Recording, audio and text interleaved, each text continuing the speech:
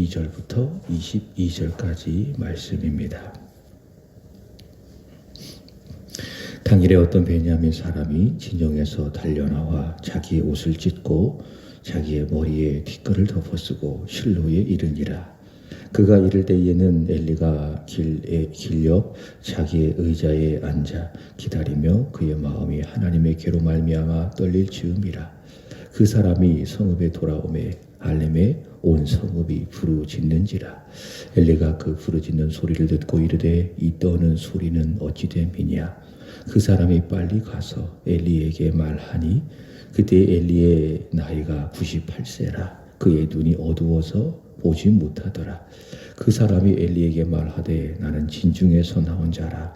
내가 오늘 진중에서 도망하여 왔나이다. 엘리가 이르되 내 아들아 일이 어떻게 되었느냐. 소식을 전하는 자가 대답하여 이르되 이스라엘의 블레셋 사람들 앞에서 도망하였고 백성 중에는 큰 살육이 있었고 당신의 두 아들 홈니와 비느하스도 죽임을 당하였고 하나님의 괴는 빼앗겼나이다. 하나님의 괴를 말할 때에 엘리가 자기의 의자에서 뒤로 넘어져 문 곁에서 목이 부러져 죽었으니 나이가 많고 비대한 까닭이라. 그가 이스라엘의 사사가 된 지 40년이었더라. 그의 며느리인 비느하스의 아내가 임신하여 해산 때가 가까웠더니 하나님의 괴를 빼앗긴 것과 그의 시아버지와 남편이 죽은 소식을 듣고 갑자기 아파서 몸을 굽으려 해산하고 죽어갈 때에 곁에 서 있던 여인들이 그에게 이르되 두려워하지 말라. 내가 아들을 낳았다 하되 그가 대답하지도 아니하며 관념하지도 아니하고 이르기를 영광이 이스라엘에서 떠났다 하고 아이의 이름을 이가봇이라 하였으니 하나님의 괴가 빼앗겼고 그의 시아버지와 남편이 죽었기 때문이며 또 이르기를 하나님의 괴를 빼앗겼으므로 영광이 이스라엘에서 떠났다 하였더라. 아멘. 하나님은 말씀을 하시면 반드시 이루십니다. 하나님은 무능한 분이 아닙니다. 전능하신 분입니다. 그리고 신실하신 분이십니다. 신실하시다라고 하는 것은 믿을만하다. 그래서 전능하시고 신실하시기 때문에 하신 말씀은 반드시 이루어 가신다. 하나님께서는 무능하고 무지하고 부패한 엘리 집안에 대한 심판을 말씀하셨습니다. 제가 요즘에 엘리 이야기를 자주 하는 것은 엘리에 꽂혔기 때문이지만은 또 한편으로는 성경을 이렇게 묵상하다 보니까 하나님께서 이 엘리에 대하여 말씀을 많이 하시기 때문에 저도 이 엘리에 대하여 말을 많이 하는 겁니다. 하나님께서는 엘리의 집안에 대하여 그 심판을 반복적으로 말씀을 하셨습니다. 특별히 두 번이나 말씀을 하셨습니다. 첫 번째로는 사무엘상 2장에서 엘리의 두 아들들이 회막에서 수종드는 여인들과 동침을 했을 때에 그때 말씀하셨고요. 하나님의 사람을 보내셔서 두 번째로는 사무엘상 3장에서 어린 사무엘을 부르셨을 때에 하나님께서 엘리 집안에 대한 심판을 말씀을 하셨습니다. 하나님께서 이렇게 같은 말씀을 반복적으로 말씀을 하셨다라고 하는 것은 어떤 의미인가? 그만큼 이 엘리 제사장의 무능과 무지와 부패가 아주 크고 심각했다. 하나님이 손대시지 않는다면 해결책이 없을 만큼 이 엘리의 부패가 아주 컸다라는 겁니다. 하나님께서 이렇게 반복적으로 말씀하시고 그리고 하나님은 그 말씀을 반드시 이루겠다. 그런 의미에서 하나님께서 이렇게 엘리의 부패에 대하여 반복적으로 말씀하신 겁니다. 오늘 읽은 말씀은 그 하나님의 말씀의 성취입니다. 말씀하셨다면 하나님께서 그 말씀을 성취하신다. 그래서 오늘 생명상 페이지 160 페이지에 보면 제목이 뭐예요? 엘리 가문의 몰락과 하나님의 말씀의 성취, 이렇게 말하고 있는 겁니다. 어제 이스라엘 백성들은 혹시 이제 유튜브로 말씀을 들으시니 모르겠습니다. 기복적, 그 다음에 주술적, 미신적, 우상숭배적 신앙으로 하나님의 임재를 상징하는 언약궤를 앞세우기만 한다면 우리가 이 블레셋과의 전투에서 이길 수 있다라고 착각한 겁니다. 그래서 실로로 가서 여호와의 언약궤를 가져와서 블레셋과의 전쟁을 치릅니다. 자, 어제 말씀드린 것처럼 하나님은 그렇게 잘못된 신앙을 가지고 언약궤만 앞세우면 우리가 이 전쟁에서 이긴다라고 착각하는 그들과 함께 하시는가? 그렇지 않죠. 그들이 언약궤를 그렇게 생각하는 순간부터 언약궤는 하나님의 임재를 상징하는 것이 아니라 무엇이되느냐? 어제 들으셨습니까? 궤짝이 되는 겁니다. 그냥 한낱 나무 상자에 불과하게 되는 겁니다. 하나님 절대로 거기에 함께 하시지 않은 겁니다. 임재하시지 않는 겁니다.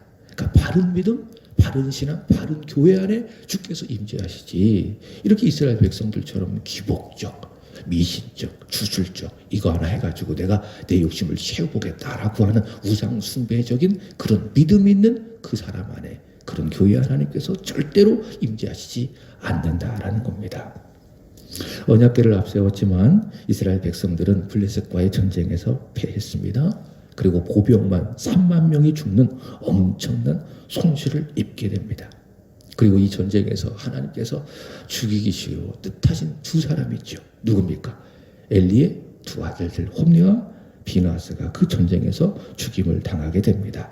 자, 오늘의 말씀은 이 패전 소식을 듣게 되어지자 하나님의 궤는 빼앗겼고 엘리와 그 다음에 홈리아스는 죽임을 당하였다라고 하는 이 소식을 듣자 엘리가 깜짝 놀라 죽고, 그 다음에 그의 며느리가 해사를 하다가 죽고, 그래서 이 엘리 가문에 대한 하나님의 말씀이 완전하게 성취되어지는 내용이 오늘의 말씀입니다. 자, 오늘 말씀을 보시면 이 엘리에 대하여 또 이야기하고 있습니다. 참 엘리에 대하여 성경이 반복적으로 이야기하는 것을 보면 참 엘리에 대하여 성경 기자가 이렇게 하고 싶은 얘기가 많은 거예요. 그리고 안타까우면서도 때로는 막 분노하는 거예요. 한번 볼까요? 15절의 말씀에 보면, 자, 그때의 나이가 엘리가 몇 세였어요? 거기 언더라인 쳐보세요. 98세. 자, 그 다음에 거기다 언더라인 또 쳐보시는 거예요. 그의 눈이 어두워서 보지 못하더라. 이렇게 이야기하고 있습니다. 보통 사람의 나이가 들면은 제일 먼저 나타나는 현상이 무엇인가 하면은 눈이 어둡습니다. 눈이 어두워 보지 못합니다. 저도 이제 30대의 제 시력하고 지금 제 시력이 많이 달라요. 제가 얼마 전에 안경 맞추러 갔는데 안경 맞추시는 분이 그러시더라고요. 이제 다초점을 하셔야 돼요. 그러시더라고요. 그래서 나는 잘 보이는데 멀리 있는 것도 그냥 보이고 가까운 것도 보이는데 근데 아니더라고요. 제가 이렇게 가까이 보잖아요. 그래 안 보여요. 안경을 써도. 근데 이렇게 멀리 띄어져야 보이더라고요. 저는 안 그랬거든요. 그래서 내가 물어봤어요. 왜 그럽니까? 하는 말이 노안입니다. 그러더라고요. 이제 노안이라고 이야기하더라고요. 그러니까 사람의 나이가 들면은 점점 그 시력이 나빠질 수밖에는 없습니다. 엘리도 그렇겠죠. 나이가 98세니까는 눈이 어두워 잘 보지 못했겠죠. 자, 그렇지만 성경이 그것만 이야기하고 싶었겠어요? 그냥 나이가 98세이기 때문에 눈이 어두워 잘 보지 못했다. 그냥 물리적인 생물학적인 시력만 얘기하고 싶었겠어요? 그게 아니죠. 영적인 시력을 의미하는 것을 알 수가 있습니다. 그러니까 하나님의 뜻을 제대로 보지 못하는 사람이 누굽니까? 엘리입니다. 그러니까 나이가 점점 들수록 하나님의 뜻을 정확하게 알고 봐야 되는데, 그 신앙이라고 하는 건 무엇인가 하면은 처음과 끝이 다른 겁니다. 그러니까 처음엔 잘 보지 못해요. 우리 교회 안에도 이제 막 신앙을 시작하신 분 있지 않습니까? 우리 길수군 성도님 같은 경우에는 처음 예수를 믿으신 거예요. 우리 교회 안에서. 그래서 지금 성경을 읽고 예배 드리고 그 신앙이 점점 자라가고 있습니다. 애기 같은 신앙입니다. 애기 같은 신앙이기 때문에 잘 보지 못해요. 성경도 잘 보지 못하고 하나님의 뜻도 잘 보지 못하고. 근데 저도 그렇고 여러분들도 그렇고 이제 신앙을 한참 시작했잖아요. 그럼 신앙의 나이가 들면 들수록 어떠해야 됩니까? 잘 봐야 돼요. 성경도 잘 봐야 되고 하나님께서 말씀하시는 것도 여러분들이 잘 듣고 잘 봐야 되고, 이게 정상이라는 것이죠. 그죠? 여러분 그렇게 되기를 주님의 이름으로 축복합니다. 이게 믿음이 좋아지는 거예요. 믿음이 점점 성숙해지는 거예요. 그죠? 근데 우리 육체는 다른 거죠. 처음에는 잘 보다가 나이가 점점 들어갈수록 잘 못 보는 거. 이게 우리 육체입니다. 그리고 우리 육체는 점점 쇠하는 거예요. 우리 겉사람은 점점 쇠하는 거예요. 그러나 속사람은 어떻게 해야 돼요? 점점 새로워지는 거예요. 이게 정상이라는 것이죠. 그죠? 그러니까 우리의 영혼은 나이가 들면 들수록, 신앙의 나이가 들면 들수록 더 건강해져야 되는 거예요. 우리 겉사람은 후패하나. 바울이 이야기했잖아요. 우리 겉사람은 후패하나, 우리 속사람은 날로 새롭다. 이게 정상이라는 것이죠. 근데 엘리는 정반대였어요. 나이가 어두워가면 어두워갈수록 그의 영적인 시력도 점점 어두워져서 하나님의 뜻을 전혀 보지 못하는 그런 사람이다. 오늘 성경은 그 사실을 이렇게 말하고 있습니다. 엘리의 나이가 98세이라 그의 눈이 어두워서 보지 못하였더라. 이렇게 말하고 있습니다. 자, 또 보세요. 18절 중반절의 말씀에 보면 엘리의 상태를 말하고 이야기하고 있습니다. 그가 죽은 원인이 되겠지만 중반절에 보면 뭐라고 이야기합니까? 나이가 많고 몇 세니까 98세니까 비대한 까닭이라. 비대한 까닭이다. 여기서 비대하다라고 하는 것을 영어 성경 그 밑에 보면 뭐라고 표현하고 있는가 하면 헤비 이렇게 이야기하습니다. 헤비. 그러니까 무슨 말이죠? 몸이 이만큼 뚱뚱했다. 굉장히 뚱뚱했다라는 겁니다. 이래서 이런 생각을 해봅니다. 묵상해 보니까 나이가 98세에도 이 식욕이 절제가 안 되는 겁니다. 식욕. 그래서 엄청 먹을 겁니다. 엄청. 그러니까 나이가 보통 많이 들고 그러면 식욕도 떨어지고 그래서 점점 메말라가지 않습니까? 얼마 전에 소천하신 이정열 권사님도 일주일 정도 못 드시니까는 하늘나라 가신 거예요. 그렇죠? 그러니까 나이가 점점 들어가면 들어갈수록 식욕도 떨어지고 몸도 메말라지고. 근데 엘리는 그렇지 않았죠. 나이가 98세 때까지 몸이 비대했다. 그러니까 몸에 살이 굉장히 많았다. 뚱뚱하다. 그러니까 비만이다라는 겁니다. 비만. 절제 없이 식욕과 식탐에 의하여 먹은 음식 또 먹고 또 먹고. 그러니까 98세가 되고 나이가 이만큼 들은 것처럼 몸도 이만큼 뚱뚱해진 겁니다. 작년인가요? 수요일날 7가지 죄에 대해서 여러분들에게 말씀을 드렸습니다. 그 중에 하나가 무엇입니까? 식탐입니다. 그러니까 음식을 절제 없이 탐하는 것도 뭡니까? 그것도 죄라는 거예요. 배가 이만큼 불러요. 근데 막 식탐이 너무 많기 때문에 음식을 계속 먹는 것도 뭐라고요? 그것도 초대교회 안에서는 죄라고 그렇게 이야기했다고요. 자, 그렇다면 엘리가 비대했다. 이것은 물리적으로 생물학적으로 그의 몸이 이렇게 뚱뚱했다라는 것만 의미하지 않는 것이고 눈이 어두워 잘 보지 못했다라는 것은 영적인 의미인 것처럼 여기 말씀도 몸이 비대했다라는 것도 영적인 의미. 다시 말해 영적인 비만이라는 것이죠. 영적인 비만. 여러분 우리는요 이렇게 몸이 비만이지 않습니다. 저에게 보니까 비만이신 분 한 분도 없어요. 비만이지 않습니다. 그러나 내 영혼이 영적 비만은 아닌가라는 것을 한번 살펴보는 것입니다. 영적 비만은 무엇인가? 제가 이렇게 정리해 봤어요. 내 안에 성경적이고 복음적인 가치관이 건강하게 채워진 것이 아니라 내 영혼에 하나님의 말씀이 예수가 내 안에 채워지는 것이 아니라 여러분 막 미디어나 이런 매체들을 통해서 세상적이고 마귀적인 내용들이 분별 없이 절제 없이 내 영혼이 채워지잖아요. 그때 나타나는 현상이 무엇입니까? 그게 영적인 비만입니다. 그러니까 내 안에 말씀이 없잖아요. 그럼 자동적으로 세상적인 것들이 세속적인 것들이 마귀적인 것들이 내 영혼에 들어올 수밖에 없어요. 내가 스마트폰으로 보고 이 세상에서 보는 모든 것들이 다 그런 통로이기 때문에 절제하지 않는다면 분별하지 않는다면 그런 비성적인 것들이 내 영혼에 계속 들어와서 내 영혼이 어떻게 되는가? 이렇게 비대해지는 것. 영적 비만이 되어지는 것입니다. 1960년도에 미국의 영적 지도자 토조 목사님이 교회 안에 존재하는 영적 비만에 대하여 이렇게 이야기했습니다. 아무리 교회를 오래 다니고 성경 지식이 많다 할지라도 믿는 자가 교회 안에서 마땅히 해야 할 섬김의 일을 하지 못하고 오직 참관, 방관만 할 때에 이 사람은 영적으로 성장하지 못합니다. 오히려 자기가 주장하는 대로 자기가 원하는 것만을 보고 영적 비만에 살을 찌울 뿐입니다. 이런 사람은 자기의 모습을 보지 못하고 남의 섬김에 대하여 이러쿵저러쿵 말만 많이 많아 결국 주님을 잘 섬기는 사람들에게 상처를 주며 교회의 파당과 분열을 일으키기 쉽습니다. 이렇게 영적 비만에 대하여 이야기하고 있습니다. 자, 제사장 엘리는 그 안에 하나님을 채우지 않았어요. 하나님을 채우지 않았어요. 오로지 자기 욕심과 탐욕을 채웠어요. 이게 나이가 들면 들수록 덜 해줘야 되는데 오히려 더 해줬습니다. 세상적인 것들, 마귀적인 것들, 세속적인 것들을 그 안에 채우니 보세요. 그 아들이, 그 두 아들들이 저주를 자청하면서 죽어가고 있지만 그것에 대하여 금지하지도 못하고 결국 하나님께서 손을 대셔야만 하는 그런 심각한 상황에 이르게 되어졌고, 그 결과 오늘 말씀처럼 엘리가 죽고 그 아내도 죽고 엘리 가문이 몰락하는 불행을 맞이하게 되었습니다. 자, 이렇게 나이가 많아 앞을 제대로 보지도 못하고 몸집도 비대한 엘리, 무지하고 무능하고 부패하고 하나님의 심판을 받을 수밖에 없는 이유, 12절을 한번 보겠습니다. 자, 12절 이렇게 이야기합니다. 자, 당일에 어떤 베냐민 사람이 진영에서 나와 자기 옷을 찢고 자기의 머리에 티끌을 덮어쓰고 실로에 이르니라. 이스라엘 백성들이 피했지 않아요? 그 전쟁 소식을 엘리에게 전하는 것입니다. 자, 특별히 홈리와 비느하스가 죽었다라는 그런 소식도 엘리에게 전하는 것입니다. 자, 그런데 보세요. 17절의 말씀에 보면 소식을 전하는 사람이 엘리에게 이야기합니다. 이스라엘 블레셋 사람들이 앞에서 도망하였습니다. 백성 중에는 큰 살육이 있었습니다.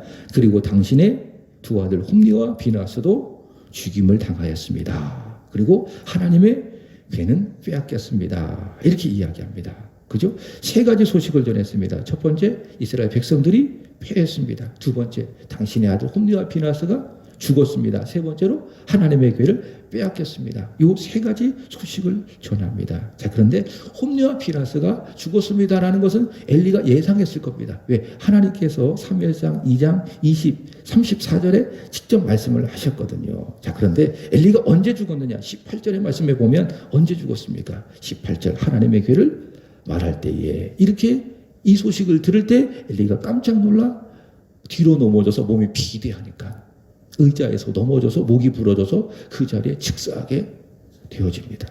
왜 그랬을까요? 그러니까 이스라엘 백성들이 실로에 와서 하나님의 언약궤를 가지고 갔잖아요. 그때 이것을 소위 말해서 허락해 준 사람이 누굽니까? 엘리입니다.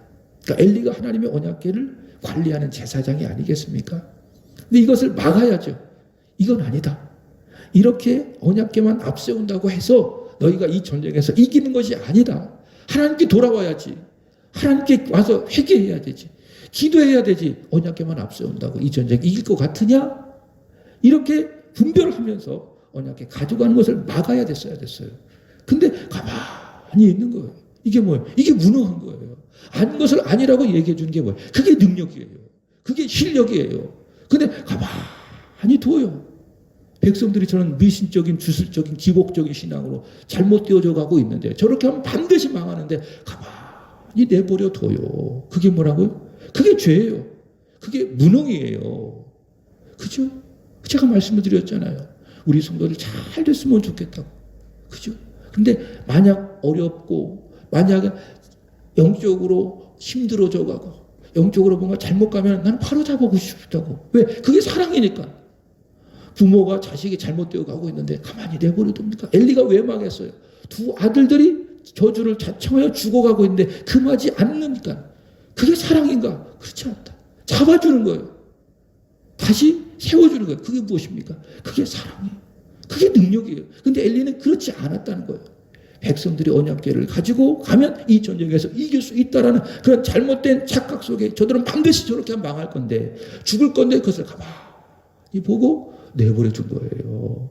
그죠? 근데 양심은 있는 것이죠. 마음이 계속 찔리는 거예요. 아, 저렇게 하면 망하는데? 저렇게 하면 망하는데? 이런 생각도 해봐요. 그 망하는 것조차도 엘리는 몰랐을 것이다. 근데 양심이 크게 찔리는 것이죠. 저 언약궤가 어떻게 될까? 언약궤가 어떻게 될까? 계속 언약궤로 말미암아 마음이 엄청 괴롭고 힘들었을 겁니다. 여기 말씀하는 것처럼 언약궤로 말미암아 마음이 떨렸다. 이렇게 이야기하고 있습니다. 자, 13절에 보면 그의 마음이 하나님의 언약궤로 말미암아 마음이 어땠다고? 계속 떨린 거예요. 그러니까 찔리고 있는 거예요. 언약궤를 자기가 승인해서 갖고 가게 했는데 이 언약궤 때문에 망하는 건 아니야 라고 하는 그런 것으로 인해 그의 마음이 계속 떨리고 있는데, 마침 소식을 전하는 사람이 와서 언약궤가 빼앗겼습니다라는 그 소식을 듣자마자 깜짝 놀라가지고 몸이 이따만하고 비대하니까는 문 곁에서 넘어져가지고 목이 부러져가지고 그 자리에 즉사하는 이런 불행한 일들이 엘리에게 벌어지고 있는 것입니다. 이렇게 엘리는 죽었습니다. 그 두 아들들도 죽었습니다. 동시에 그 아내도 오늘 말씀해 보면 죽는 것을 볼 수가 있습니다. 자, 19절 이하의 말씀에 보면 그의 며느리 누가 있습니까? 비느하스의 아내가 임신하여 해산 때가 가까이 왔더니 하나님의 길을 빼앗긴 것과 이제 또 누구의 소식을 들었어요? 그의 시아버지가 목이 부러져 죽었다라는 소식, 남편이 죽은 소식을 듣고 갑자기 아파가지고 굽으려 해산을 하게 되었다. 이렇게 말씀을 하고 있습니다. 여러분, 아들을 낳는 상황이 얼마나 경사스러운 상황입니까? 축하받을 상황이 아니겠어요? 근데 이 비느하스의 아내 엘리의 며느리가 어떻게 이야기하는가 하면 20절 보면 죽어갈 때 곁에 서 있던 여인들에게 이르되 두려워하지 말아라, 내가 아들을 낳았다 하니 그가 대답하지도 아니하고 관념하지도 아니하고 뭐라고 이야기합니까? 이르기를 영광이 이스라엘에서 떠났다고 아이의 이름을 이가봇이라 하였으니, 이렇게 이야기하고 있습니다. 아들을 낳았다는 그 사실에 대하여 전혀 생각지도 아니하고 애통해하는 거예요. 고통스러워하는 거예요. 그리고 그 아들의 이름을 뭐라고 줬습니까? 21절에 보면 이가봇. 어떤 의미입니까? 영광이 이스라엘에서 떠났다. 하나님이 이스라엘에서 떠났다. 우리에게 패하셨으니 이 나라에 하나님이 떠났을 것이고 우리의 시아버지도 있고 내 남편과 또 홈리도 죽고, 그러니 하나님이 떠났다라고 하는 그 사실로 인하여 아들이 낳았을 때에 기뻐하지도 아니하고 감사하지도 아니하고 오히려 애통하는 이런 모습을 볼 수가 있습니다. 이런 것을 본다면 그래도 이 엘리 집안의 가장 나은 여인이 누굽니까? 바로 이 여인입니다. 엘리의 두 아들들은 망가지고 영적으로 무능하고 부패했지만은 그러나 이 여인만큼은 믿음 있는 여인입니다. 믿음 있는 여인. 왜 그렇습니까? 하나님이 떠나셨다라는 그 사실에 대하여 애통할 수 있기 때문에. 아들을 낳았으니 얼마나 기쁠까요? 얼마나 좋을까요? 얼마나 감사할까요? 그러나 그 감사한 기쁨보다, 축하받을 일보다 하나님이 떠났다라는 그 사실로 인하여 이 여인은 크게 애통하고 있는 겁니다. 영광이 이스라엘에서 떠났고, 우리 집안에 이스라엘이 떠났고, 내 시아버지에게 하나님이 떠났고, 내 남편에게서 하나님이 떠났다라고 하는 그 사실에 대하여 이 비느하스의 아내는 크게 애통할 수 있는 사람인 것입니다. 여러분, 예수님께서 이런 말씀하셨어요. 애통하는 자는 복이 있나니. 왜 애통해야 돼요?